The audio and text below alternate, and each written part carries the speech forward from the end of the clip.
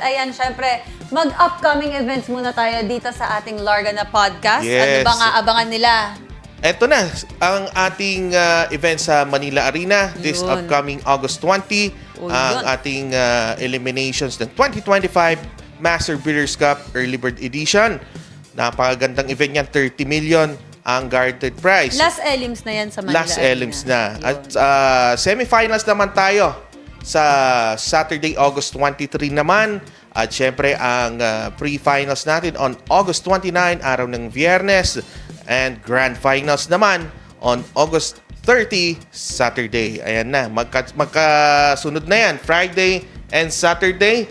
At syempre, hindi mawawala pag linggo ang ating one event ulutan. Yun. Napakaganda. Talagang dinudumog tayo ng mga sabungero natin. Hindi lang mga backyard, kundi meron din tayong mga...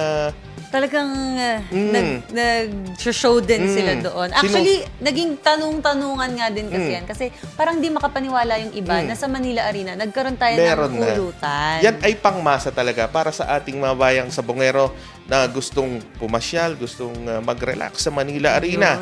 Every Sunday po yan, one event ulutan, 8K per win, no pot money, 3-5 ang minimum bet. At syempre, pagdating naman ng Lunes, 2 hits ulutan ho tayo. Yun. Ayan. Magkano premyo dyan? Ang premyo dyan, 50 mil each.